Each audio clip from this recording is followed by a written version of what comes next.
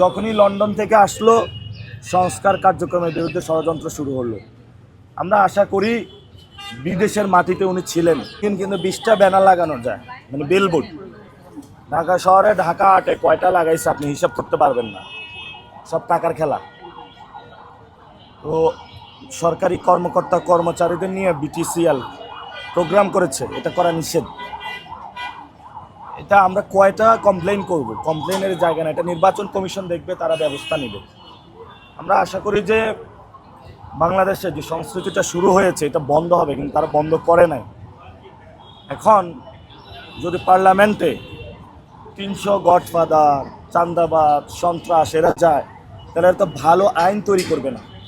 ভালো আইন তৈরি না করলে দেশের উন্নয়ন হবে না। তা আমরা আশা করি যে বাংলাদেশের মানুষ বিপুলভাবে যারা সন্ত্রাস, চাঁদাবাজি, দুর্নীতি বিরোধী যে জোট আছে 11 দলীয় জোট, এটাকে ভোট দিবে এবং একটা ইনসাফের বাংলাদেশ কায়েম করবে। এখানে কিছু কথা রয়েছে যে উসমান হাদি ভাই যে কথাগুলো বলেছিলেন, আমরা সেগুলো নিয়ে কাজ করছি। আসলে ইনসাফ, এবং উনি বলেছিলেন 299 এমপি হলো গুম হারাম করে দিবেন, সংসদে গিয়ে বলেছিলেন না, যারা সন্ত্রাস, চাঁদাবাজি, দুর্নীতির সাথে। আমরা আগামী সংসদটা ওসমান হাদি ভাইয়ের যে কথাটা বলেছিলেন উনি, সন্ত্রাস, চাঁদাবাজি, দুর্নীতিমুক্ত একটি সংসদ গঠন করতে চাই। যেই সংসদ জনগণের কথা বলবে, যেই সংসদ হলো কোনো পরিবারের হয়ে কথা বলবে না, যেই সংসদ হলো মানুষের ভয়েস হবে, মানুষের পক্ষে হয়ে আইন তৈরি করবে, কোনো ফ্যামিলির পক্ষে না।